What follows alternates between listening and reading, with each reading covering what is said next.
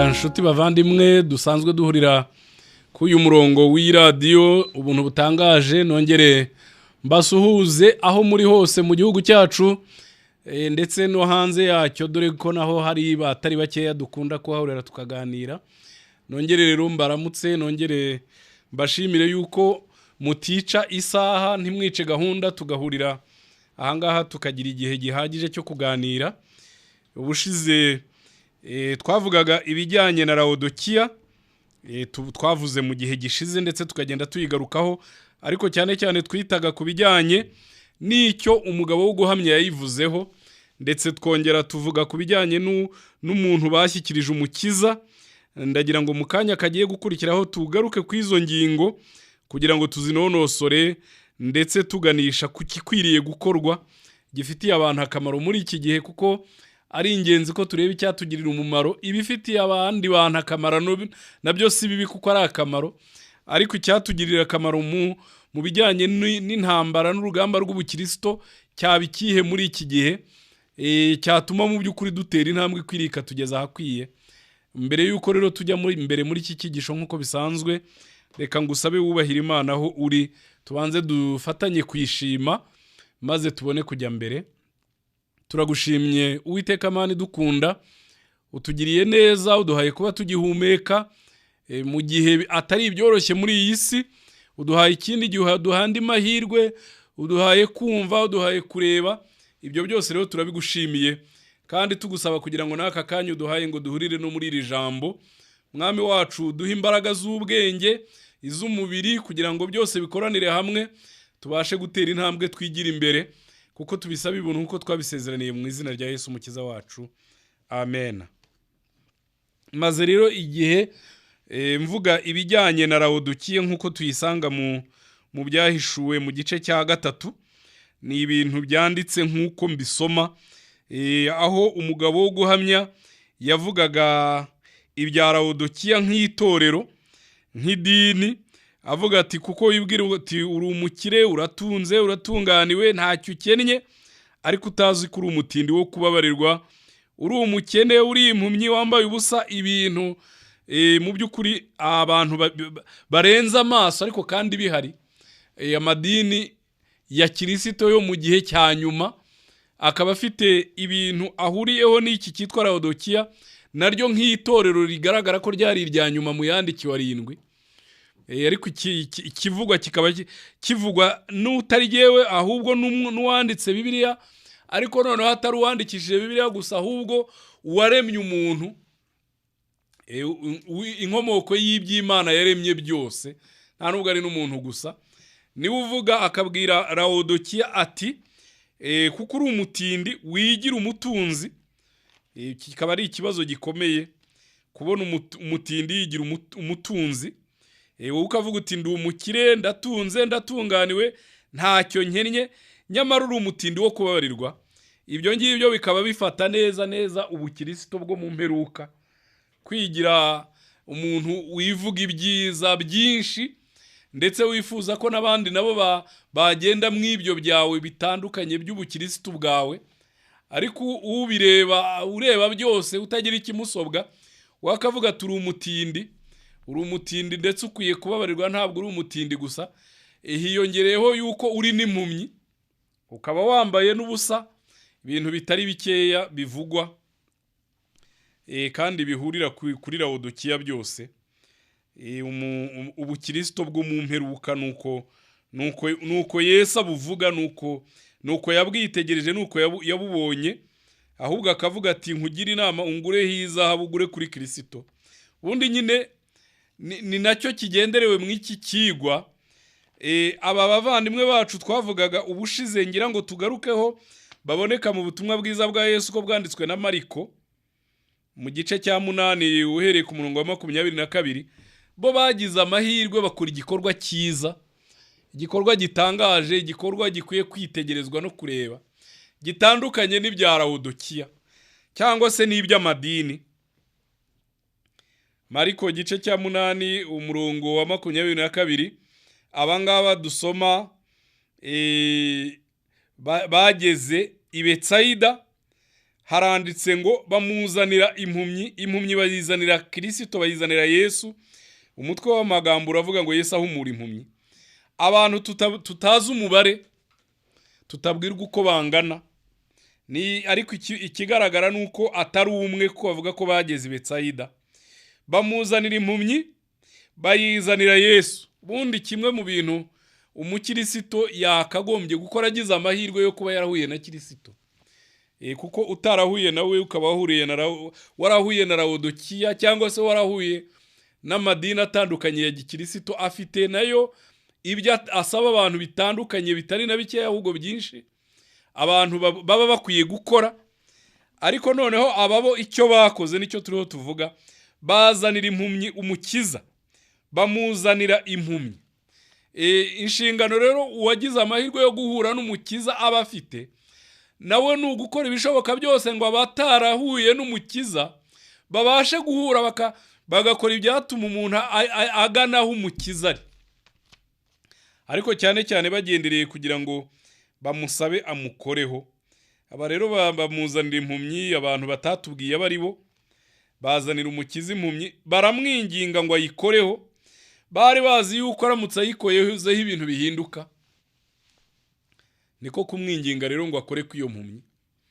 Gusa nyine igitekerezo gikuru nuko bayimuzaniye. Abantu bayizanira umukiza, bayishyira Yesu, kandi ya mpumyi na Yesu barabonana, baravugana. Iyi byakurikiyeho ngira ngo twarabisomye, nukongera kubisoma tubyiyibutsa. Yesu yabigenjeje ate? Ntabwo yayirengagije, ntajya nirengagiza, ahubwo icyo yakoreye impumyi ubasha kugisoma uhereye ku murongo wa 23. Iyi mpumyi Yesu ayifata ukuboko, ayisohokana mu kirorero, acira amacandwe mu maso yayo, ayirambikaho ibiganza, akayibaza ati ese hari icyo ureba? Ayifata ukuboko, ayisohokana mu kirorero. Bushize twavugaga nyine ibyo byaka kaboko Yesu yayifashe akayisohora no mw'iki kirorero. Byari byoroshye ko atayifata agategeka nk'uko yagiye abikora n'ahandi, ariko mu rwego rwo kutwigisha no kutuyobora kandi no kuyobora uwo yabikoreraga, nawe amufata ukuboko, afata iyo mpumyi ukuboko, amaze kuyifata ukuboko ayisohora mu kirorero. Twagiye tugaruka ubushize ku bantu Yesu yagiye asohora mu byo bari barimo, uhereye kuri Aburahamu. Buriya hari ibintu abantu bavukiramo bakabikuriramo ndetse bakanabisaziramo, bakabipfiramo, washaka kuvuga ngo bakanabirimbukiramo, ibintu byo mu kirorero cy'iwabo. Iyi mpumyi nayo yari ifite ikirorero, ariko ntabwo Yesu yayikirije mu kirorero, ahubwo ayisohora mu kirorero. Aburahamu we ntiyamusohoye mu kirorero, ahubwo yamusohoye mu muryango, mu gihugu, mu byakorerwaga aho yari atuye, amujyana ahandi. Amujyana ahandi hatandukanye n'aho yari ari. Ibintu abantu bavukiramo bakabikuriramo, bakabibamo, bibabuza no kumva ibindi, ugasanga bahora bumva ibintu bumvaga kera. Niko byari bimeze ku iyi mpumyi, niko byari bimeze kuri Aburahamu wari waravukiye mu gihugu cy'abapagani, basenga ibigirwamana, bagira batekagerageza kubaha Imana, ariko imico y'iwabo n'ibyo yavukiyemo n'ibyo yakuriyemo bikanga, bikamubera imbogamizi itamworoheye. Yesu amusaba ko avamo, Imana imusaba kuva aho ngaho ikamwerekeza mu kindi gihugu, igihugu cyari gitandukanye n'ikiwaboho impumyi zabashaga kubyara n'ibindi bitandukanye bibasha kuboneka muri Kristo. Yesu nawe asohora uyu muntu mu kirorero, amusohora, amujyana hanze yacyo, acira amacandwe mu maso yayo, ayirambikaho ikiganza, arayibaza ati hari icyo ureba? Mu by'ukuri kimwe mu bintu abantu bahomba, bari bakwiye gushaka kubona muri iki gihe, ni ukubonana n'umukiza. Yenda abantu bashobora gutekereza, dore ko bajya banabivuga ngo kera muri icyo gihe yari ahari, bakibagirwa ko ubu ngubu ahari kuruta cyane kiriya gihe turiho dusoma muri Matayo 8. Yagiye mu ijuru, agaruka mu mbaraga ikomeye y'Umwuka Wera, ibera hose icyarimwe. Bivuga yuko impumyi z'uyu munsi zabasha neza neza kubonana n'umukiza mu buryo bworoshye, kuko nta rugendo zakora, ahubwo aho ziri zahabonanira n'umukiza. Aho ngaho ziri, ibyo si impumyi gusa rero, ahubwo n'ibindi bibazo byose umuntu afite yifuza gushyikiriza umukiza yabasha kubimushyikiriza, kuko aho ari bari kumwe. Aho ngaho wabasha kumubona, mwabasha kubonana aho uri hose. Aha ngaha muri studio ya radio arahari, hanze mu muhanda ariyo, mu masoko abariyo, mu maduka, mu bubari yahagera ntahahezwa, agahagurutsa umuntu akamugira muzima, mu nzira zitandukanye, mu mazu atandukanye, mu nsengero, aho hose yahagera, nta na hamwe atari akwiriye hose. Afata ukuboko rero impumyi arayisohokana mu kirorero, ayicira amacandwe mu maso, ayirambikaho ibiganza, atese hari icyo ureba, nayo irararamika amubwira iti ndareba ariko ndabona abantu basa n'ibiti bigenda, bigaragara yuko iki ngiki tutagitinzeho cyane bitewe nuko yari atarabona neza, nibyumvikana. Ariko naravugaga nti ntacyo bitwaye umukiza, bari bakiri kumwe, kandi n'ubundi ntabwo agukoreraga rimwe, ahubwo aba yiteguye kongera no kugukorera n'ibikurikiyeho, maze akagukorera n'ibikurikiye. Nacyo cyatumaga mubaza atese bimeze bite, urareba.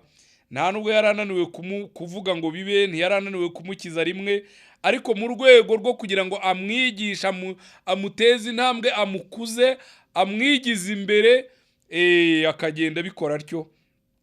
Arongera ishyira ibiganza mu maso, iratumbira, irakira, isigara ireba byose neza. Ibyo ngibyo ni amahirwe y'abantu bahura n'umukiza. Ubwo rero nkunda kubivuga kandi nkabisubiramo, nkabitindaho. Ni muri iki gihe abantu bagiye bahura n'amadini anyuranye, bagiye bahura n'ababwiriza batandukanye, bagiye bahura n'abakozi b'Imana nk'uko bitwa cyangwa biyita, bahuye n'ibyigisho, bahuye n'ibintu byinshi bitandukanye, ariko ibyo byose bizahora bifite umumaro mutoya igihe wowe n'umukiza mutihuriye ngo mwibonanire, mwivuganire, mwimenyanire, aba ari ukwikiriza. Ibyo byo bizahora ari bitoya buri gihe, ku iherezo bizajya bigaragara ko ari umumaro mutoya. Uramutse ushaka kugirira umuntu umumaro, wamujyana ukamushyikiriza kuri Kristo, wamuyobora inzira igana kuri Kristo, wakwifuza ko abonana n'umukiza, ariko ibindi byose abonana nabyo bizahora ari bitoya, bizagira n'umumaro mutoya, kandi w'igihe gitoya. Ababo bakora ikintu cyiza, bamuzanira umukiza, bamujyanira Yesu. Hari amadini atandukanye, yari afite n'inyigisho zitandukanye, ndetse amwe yavugaga ko akomoka ku Mana, kandi byari nabyo, yari afitanye isano ya bugufi n'Imana, ariko yari yaragiye, maze ahubwo ibyo kugirana isano n'Imana bituma yishyira hejuru, arayoba, ava mu bizima, agera mu buswa no mu bugoryi bwinshi cyane, nk'uko bimeze muri iki gihe. Ibyo ngibyo ntabwo ari ibidasanzwe, ni ibisanzwe, ni nako bigomba kumera, ni nako byari bimeze mu gihe cya Yesu. Gusa umukiza aramanuka, araza, yigira umuntu, amanuka hasi cyane ku rwego rw'umunyabyaha ngo amushyikire, abashe no kumukiza, abonane nawe, amenyane nawe. Niko binameze n'uyu munsi, aracyahari mu mbaraga ikomeye y'Umwuka Wera, yabasha kubonana na buri wese wabikenera. Abantu rero bakenera kubona amadini, bakenera kubona abapasitoro bakomeye batandukanye, bakwifuza kubonana n'ibyamamare binyuranye, biranabakundira, bikanashoboka bamwe babafite no mu miryango yabo. Ariko igihe cyose kubonana n'umukiza bitabonetse, ibyo byose mwabonanye bizahora ari bitoya, bizaguma ari bitoya, ntacyo bizamara. Ku iherezo bizasanga ari impfabusa. Igihe cyose kubonana n'umukiza bitashobotse ngo ukizwe nawe, aba ari ukwihagurukiriza, aba ari uguhumura, aba ari ukuyobora, aba ari ukugenga, aba ari ukugirira neza, umenyane nawe, uvugane nawe. Bamuzanira umukiza. Abo turi kumwe nabasabira kandi nkabarangira, nkabararikira gushaka kubonana n'umukiza uri kumwe nawe wamwaho ngaho, kuko abera hose icyarimwe. Ntabwo mumushakira kuri jyewe, emwe ntimumushakira no mu gitabo, ahubwo muramushakira mu mwuka no mu kuri. Ubushize nahoze mvuga ashoje mbarangira mu mwuka no mu kuri, nk'uko biboneka mu butumwa bwiza bwa Yesu bwanditswe na Yohana mu gice cya 4, aho Yesu yavuganaga n'umugore bahuriye ku iriba, wamubazaga aho gusengera, tese mwebwe ko muvuga yuko Yerusalemu ari Imana iri, twe tukaba tuvuga ko ari Igerizimu, mbese mu by'ukuri ko twibonaniye, aho ukuri muri aho hombi ni hehe? Ni byiza cyane yuko Yesu igisubizo yagitanze kandi cyeruye, ati ndakubwira igihe kiraje kandi kirasohoye ubwo abasenga Imana by'ukuri batazayisengera Igerizimu, ntibayisengera Yerusalemu, ahubwo bazajya bayisengera mu mwuka no mu kuri, mu mbaraga y'umwuka w'Imana. Yesu Kristo ari aho ngaho iwawe, aho ngaho uri, aho wumvirira ijambo. Yesu arahari mu mbaraga y'umwuka w'Imana, kandi arashaka yuko abamusenga by'ukuri bamusengera nyine mu mwuka no mu kuri, kuko nawe ni umwuka kandi niwe kuri. Igihe rero utabonanye n'umukiza uba ufite igihombo gikomeye, kandi uzakomeza kukigira, uzakomeza kubana nabi igihombo. Nabo bigorewe, biruhiye, bishakira imibereho, bakurushye mu nzira zinyuranye, kandi ku iherezo usange wararuhiye ubusa, kuko bizarangira usanze ukiri uw'umubi nk'uko wari uri na mbere. Kamere y'icyaha ari igutwaye, kuko ari yo wavukanye. Ntabwo ubasha guhura n'uwanesheje kamere ngo yikwambure, akwambika imbaraga nshya, abe muri wowe akuyobore. Ibyo nibyo byagukiza, naho ubundi ibindi byose ni ukuruhira ubusa. Tukivuga iby'iyi mpumyi muri buriya butumwa bwiza bwa Yesu ko bwanditswe na Mariko mu gice cya 8, hariya ku murongo wa 25, Yesu arongera ayishyira ibiganza ku maso, iratumbira, irakira, isigara ireba byose neza. Isigara ireba byose neza. Ni ibintu bitangaje. Abantu bamwe bake bariho babasha kureba byose neza, bagasobanukirwa nabyo. Haba hari icyo babuze bakagisaba umukiza akakibasobanurira nacyo, kuko abana nabo akaba ari kumwe nabo akabayobora muri cyo. Haba hari icyo bagiyemo batagisobanukiwe, imbaraga ya mwuka w'Imana Yesu Kristo ubana nawe akamugenderera, akamubwira. Abantu bo bazakubwira bakurikije inyungu zabo, akenshi zijyanye n'iby'umubiri, kuko n'ubundi nabo ari ab'umubiri, n'ibyo bakeneye n'iby'umubiri. Ibyo ngibyo bizakomeza biba, ariko umukiza we ahora ashaka kukujyana mu by'umwuka, kuko mu mwuka no mu kuri niho ari, ni naho ashaka ko nawe uba. Uyu rero arayikiza iyi mpumyi wahoze atareba. Kimwe mu bintu bibabaza nuko hari igihe ubona abantu bareba batabona, bagasoma ntibasome, ntibumve ibyo basomye, kandi byanditswe neza rwose, babitunze ari ibyabo, ari nabo babisoma, ari bo babyigisha. Ubusobanuro bukaba bwumvikana, bugaragara, bwanditse neza, ariko kubw'uburozi abantu baririye mu kirorero cy'iwabo, kubw'uburozi bose mu mashereka, kubw'ibyo babwiwe bakiri abana, bagakurira muri ibyo, bakajya babisubiramo nka za recitation abantu biga mu mashuri abanza. Ibyo ngibyo ni uburozi bukomeye butuma abantu batabasha kumva, bagasoma ntibumve, bakareba ntibabone, bagahuma kandi ubona bareba. Gusa amahirwe arahari, nta yandi, ni ukubonana n'umukiza. Ibyo bidashobotse hazakomeza kuba akaga n'ingorane, kandi ku iherezo umuntu wagumye mu ibyo ngibyo akaba agize ingorane. Gusa Yesu we asohoriye impumyi mu kirorero, ayigeza hanze yacyo, arayikiza, isigara ireba neza. Ariko ku murongo uheruka hakaba hakwiye kwitonderwa cyane, umurongo wa 26, nuko abwira ya mpumyi ati utahe. Arayibwira ngo atahe, kandi ati nturushye winjira mu kirorero, ntusubire muri kiriya kirorero. Mu kirorero mu by'ukuri ni mu kaga, ni mu muco, ni mu mihango, ni mu bintu bimeze nk'ibyo ngibyo, kandi by'igihe kirekire cyane, ku buryo kubikura mu muntu byamaze kujya muri we nk'amaraso. Ntago ari ibintu byo hafi aha ngaha, keretse gusa amahirwe amwe, guhura n'umukiza byonyine. Kandi buriya biragoye kuhura n'umukiza utaramenya ko uhumye. abantu bamwe ntabwo bakeneye guhura n'umukiza. Iyo unabivuga batangira kumva batumva impamvu ibyo ngibyo unabivuga bitanakenewe. Kuko ntabwo bazi ko banamukeneye, ntabwo bazi ko ari impumyi. Laodikiya yo nuko imeze, Laodikiya nuko imeze, twahoze tuyivuga. Wongeye ukayisoma mu byahishuwe igice cya 3. Laodikiya ni ikibazo gikomeye. Iravuga iti ndi umukire, ndatunze, ndatunganiwe, ntacyo nkennye. Ariko Yesu akavuga ati utazi yuko uri umutindi wo kubabarirwa, uri umukene, uri n'impumyi, wambaye n'ubusa. Ubwo rero Laodikiya mbwira ukuntu wayibwira ngo Laodikiya ngo ukeneye ko Yesu mubonana akaguhumura. Abantu benshi batari impumyi mu gihe cya Yesu ntabwo bigeze bagira amahirwe yo guhura n'umukiza ngo abahumure bajye bareba neza. Barebye neza mu buryo bwa kamere, ariko mu buryo bw'umwuka ntibyakunze. Keretse iyi mpumyi yari irwaye ubuhumyi niyo yemeye gusanga umukiza ijyanywe n'abantu, dore ko itari bunamenye aho ijya. Ariko noneho akayihumura mu buryo bw'amaso y'ibigaragara no mu buryo bw'umutima, igasigara ireba byose neza.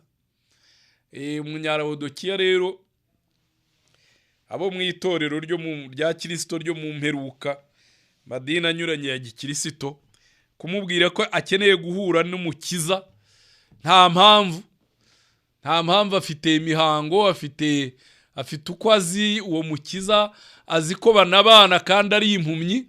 Niwe ubyivugira umukiza avuga ati Laodikiya, bantu bo muri Laodikiya, uri impumyi, uri umutindi, ukeneye ungureho rwose, unsange ungureho. Ubutunzi ufite n'ubutunzi bupfuye buboze. Ariko rero ibyo ngibyo abantu bamwe iyo bumvise ubivuga baravuga bati kuki waretse Imana. Ntago bakubwira bati kuki waretse idini. Yaba nibura bakubwiraga bati kuki waretse idini. Ariko umuntu umwe nubaha cyane nta navugira ahangaha yarambwiye ati kuki waretse Imana. Imana niyivuga ibindi ho mvuga, ntabwo mu by'ukuri ari ibyanjye, ndiho ndabisoma. Ahubwo mvuga utese kuki waretse ibyo mu kirorero cy'iwanyu. Kuki narahumutse, ntabwo nkireba nko mu kirorero. Mu kirorero uko bareba ni impumyi, ntibabona. Nta nubwo basoma ngo babone, ntibareba ngo bumve. Ntabwo bigeze bahura n'umukiza. Ayo mahirwe bari kure, ariko nyamara ari no hafi yabo cyane. Gusa bisaba ngo banze umenye kuri impumyi. Igihe utemera kuhumye, ntabwo wakenera guhumuka. Kibazo gikomeye cyane. Uyu we yari impumyi, yemera ko ari impumyi. Bamubwira bati tukujyanira umukiza, ati aho mwanjyana hose babasha guhumura najyayo, kuko ndashaka kureba. Abantu bamwe rero batazi ko bahumye ni ikibazo. Abo nta bandi nabo muri Laodikiya. Umugabo wo guhamya inkomoko y'iby'Imana yaremye niwe ubihamya, avuga ati ntabwo uri umukire nubwo wiyita umukire, uri umutindi. Nubwo uvuga uti ntacyo nkennye, uri umutindi, ndetse n'uri n'umutindi gusa, ahubwo uri wo kubabarirwa gusa we ntubizi. Ahubwo uyigize umukire, umutindi wigize umukire. Mu bihe bitandukanye hari abantu bakunda kwigaragaza gutyo, gusa baba bazi ko ari n'abatindi. Bagerageza kwigira abatunzi, ariko mu by'ukuri baba babizi ko ari abatindi. Ariko Laodikiya we nta nabizi we rwose, ni umutindi utabizi. Afite ibintu atunze bya pirate, ibizahabu bya pirate, ibidolari by'ibipirate bitagira agaciro. Arabirunza agatekereza ko ari umutunzi. Azamenya ko ari umutunzi bigiye ku isoko, bagamubwira bati ngwino ahubwo bagufunge. Ibi ngibi wabivanye hehe? Ibi bintu bipfuye bitari amadolari. Ibi bizahabu bipfuye wabivanye hehe? Ngwino bagufunge. Ntacyo utunze, ahubwo utunze ibintu bibi. Gusa nyine umukiza arahari. Uramutse ugize amahirwe ukamenya kuri impumyi, ugakenera ko aguhumura, yabigukorera, ukamusanga. Arategereje, ahora ategereje. yifuza guhumura, kandi amaze guhumura iyi mpumyi arayibwira ati rero uramenye, ntusubire mu kirorero, nturuhe winjira mu kirorero, nturuhe winjiramo. Ntuwinjireyo, aho ngaho ni ahantu habi, niho hagenda handuza abantu ubuhumyi, hakagenda habeshya abantu, hakabica rubi, bagahinduka impumyi zitazi ko ari n'impumyi.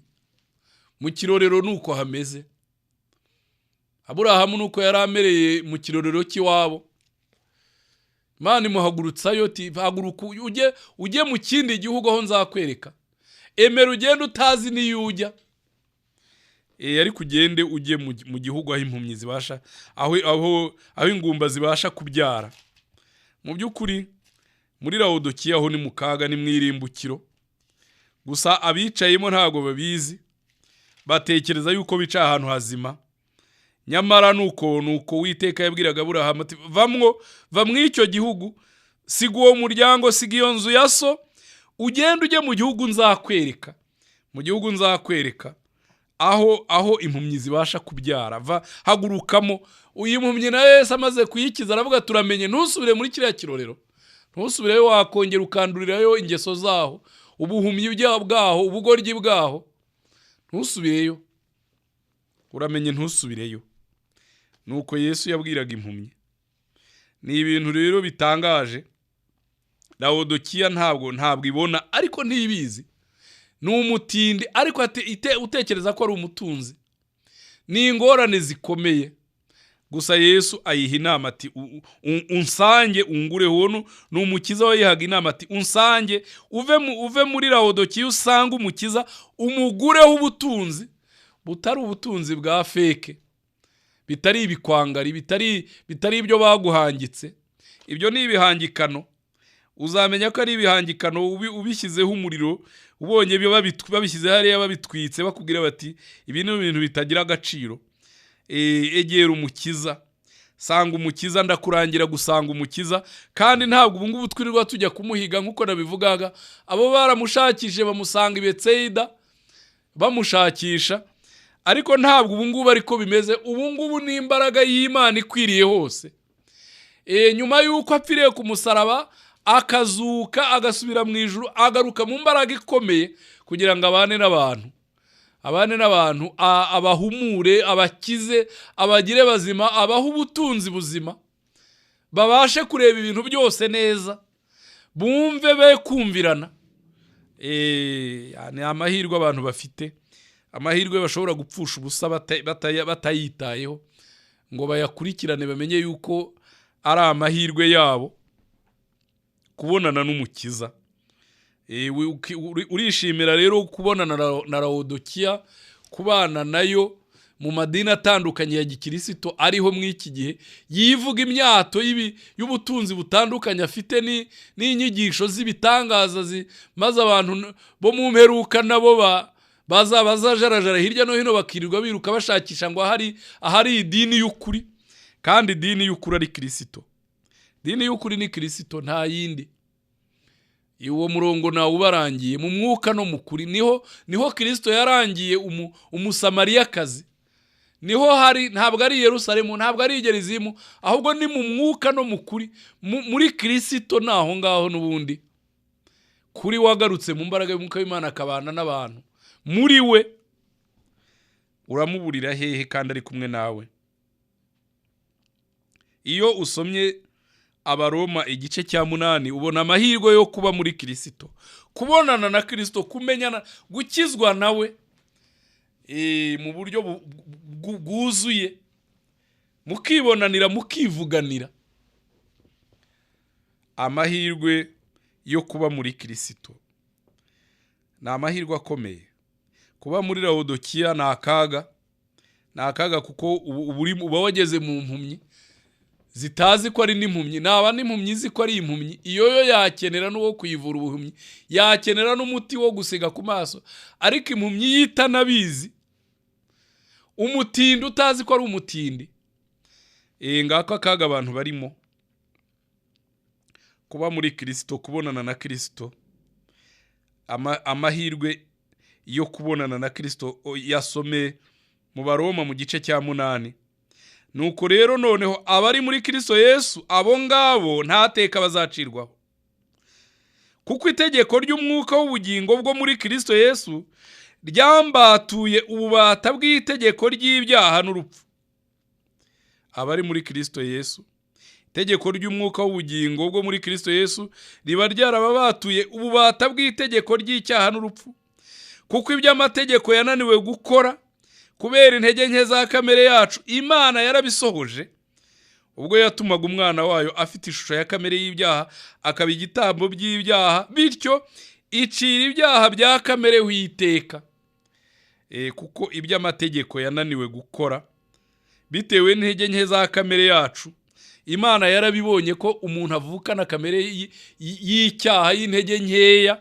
Ibyo niko bimeze nta gushidikanya, kamere y'icyaha, kamere y'intege nkeya. Noneho ibonye ko bimeze bityo, yohereza umwana wayo afite ishusho ya kamere y'ibyaha kugira ngo iyo kamere y'ibyaha icireho iteka, kugira ngo gukiranuka kw'amategeko gusohorezwe muri twe abadakurikiza ibya kamere y'umubiri, ahubwo bakurikiza ibya kamere y'umwuka, bitewe n'uko babonanye na mwuka w'ukuri akaba ari muri bo. Noneho ibya kamere y'umubiri ntibibe bikibategeka, kuko n'ubundi atari ibatwaye, ahubwo bagize amahirwe yo guhura na kamere y'umwuka ari we Kristo. Iby'amategeko yarananiwe kubw'intege nke za kamere y'abantu, Imana irabisohoza, yohereza Kristo acira kamere y'ibyaha witeka, noneho kugira ngo iby'amategeko yananiwe gusohoreza muri twebwe abadakurikiza ibya kamere nyine y'umubiri bisohore, babashe gukurikiza ibya kamere y'umwuka. Ariko atari bo, ahubwo ari uko hari Kristo uri muri bo. Igihe rero utabonanye na Kristo uzakomeza uri uwa kamere. Utabonanye na Kristo, utihuriye nawe, udakijijwe nawe, byanga bikunda uzahora uri uwa kamere, uzagengwa na kamere, uzayoborwa na kamere, ujye uhora urwana nayo, unabibone ko uhanganye nayo, ariko iba ari itsinda kuko ikurusha imbaraga. Ntabwo kamere iri muri wowe, aho utabasha no gushyikira, niyo ikuyobora, kuko iri muri wowe irakurusha intege. Nta nzira na nke zishoboka zo kuyiresha, nubwo wayitsinda uyu munsi ejo izagutsinda, kuko irakomeza.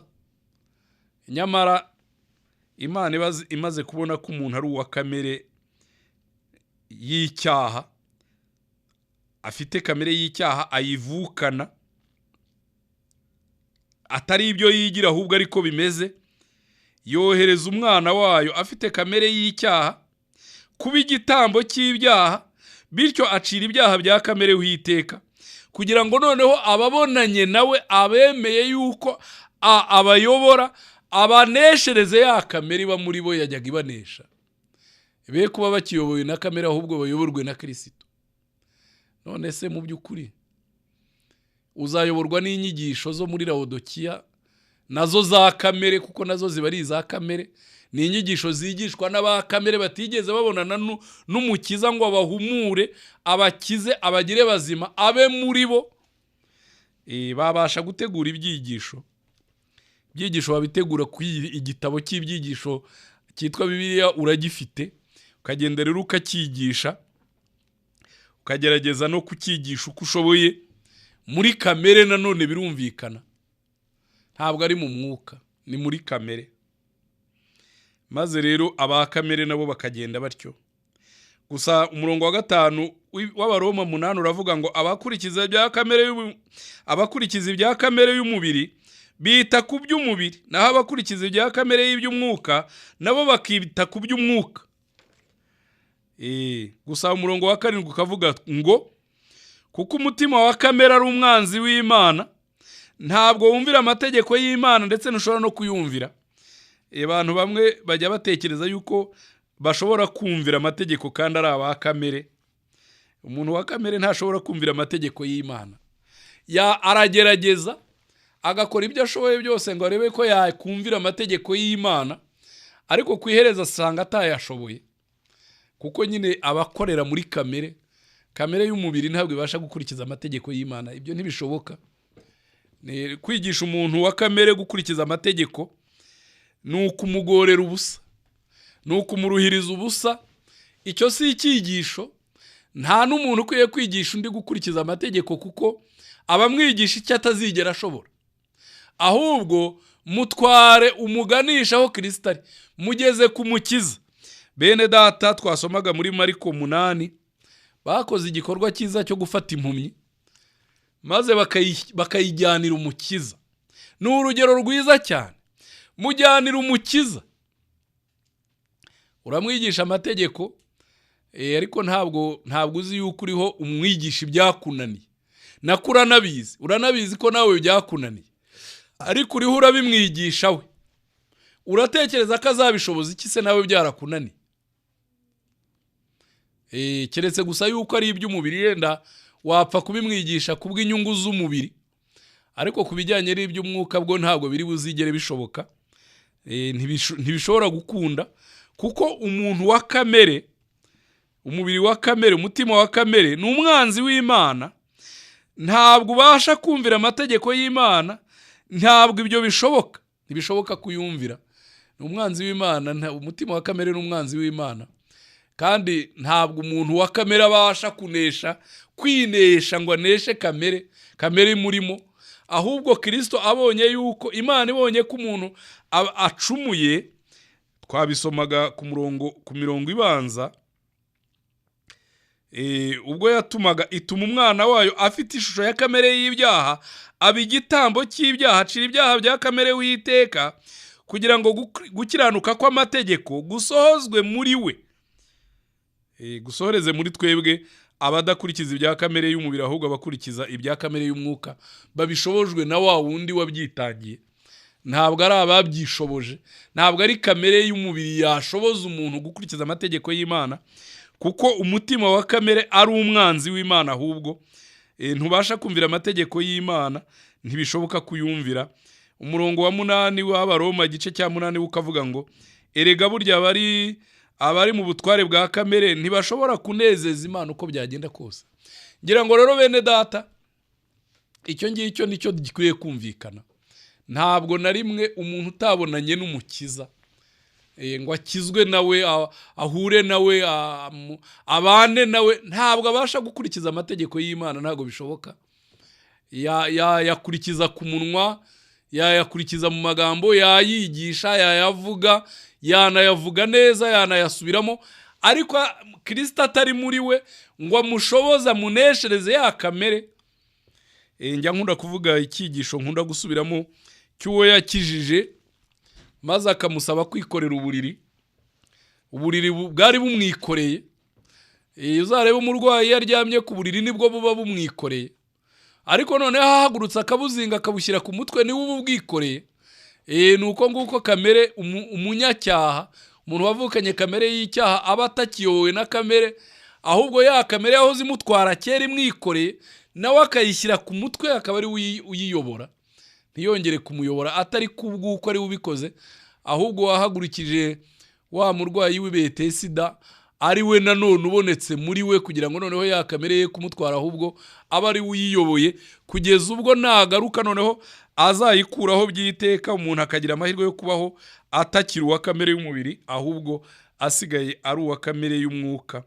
Ayo ni amahirwe abantu b'Imana babasha kugira, dore yuko bose ari ab'Imana.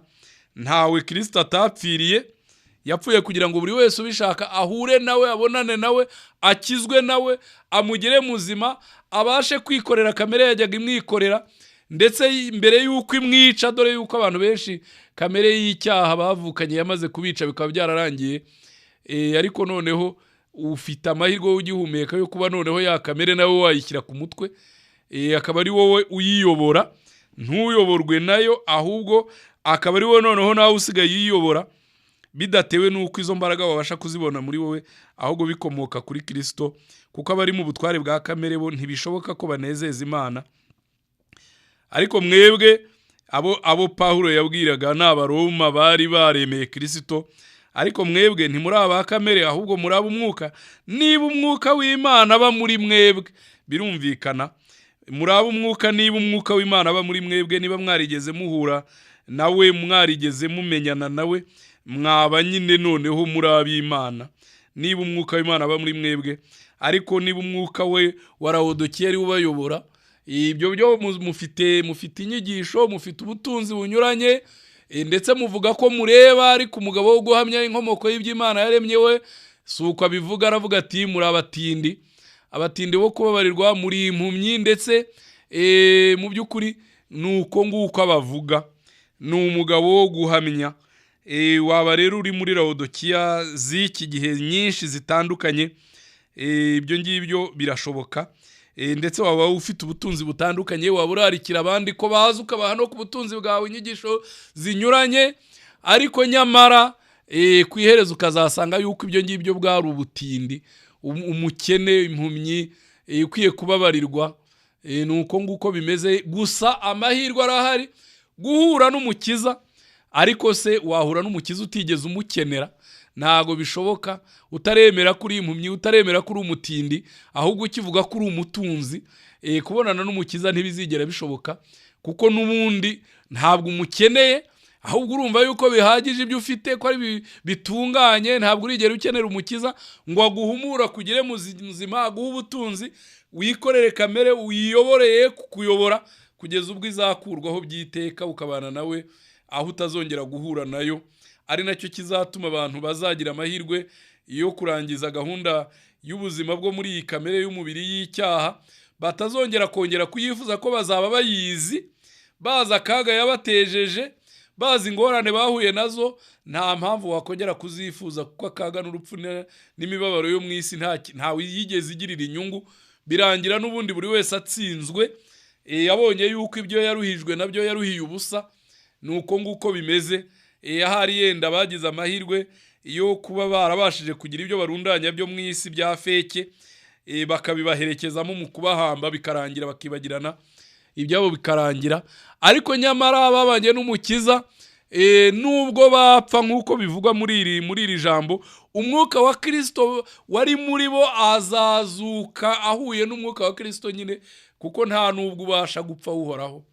Ibyo rero ni amahirwe abahuye nawe bafite, baziranye nawe. Njya numva abantu bamwe bigisha iby'uko ngo azagaruka, ni iby'ukuri n'ibyigisho byiza, ariko nkavuga ndetse n'ubundi se niba utarabonanye nawe ngo mubane muri iyi si, kugaruka kwe bizakumarira iki? Ko azasanga uri umutindi, impumyi, itunze ubutunzi bwa feke budafite icyo bubasha kumara. Byari byiza yuko mw'ubu buzima uyu munsi, aho ngaho aho uri, wabonana nawe, ukamenyana nawe, ukamukingurira nk'uko nyine ahagaze ku rujya komanga, akinjira akabana nawe, akakuneshereza uko wavutse, akakwambika imbaraga nshya. Noneho rero ukakugeza mu mwuka no mu kuri, akaba ariho muzajya mubonanira. Ibyo rero ni amahirwe wabasha kugira muri uyu mwanya. Bamwe barayagize mu gihe cyashize, Baroma bamwe, abanyarwanda muri iki gihe bamwe bagiye bayagira, n'ubu babasha kuyagira.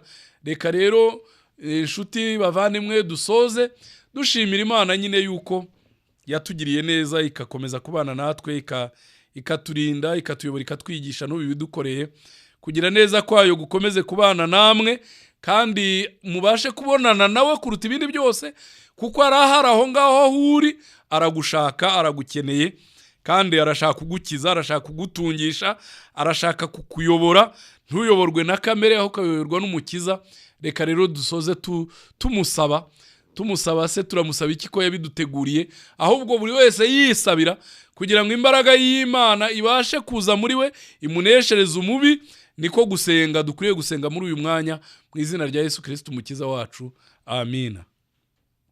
Reka nongere nsoze nkwibutsa telefone ngendana ubasha kumpamagaraho, maze tukungurana inama n'ibitekerezo. Ni 0788 62 83 88. Nsubiremo iyo telefone 0788 62 83 Uwiteka ararane namwe, gumane namwe.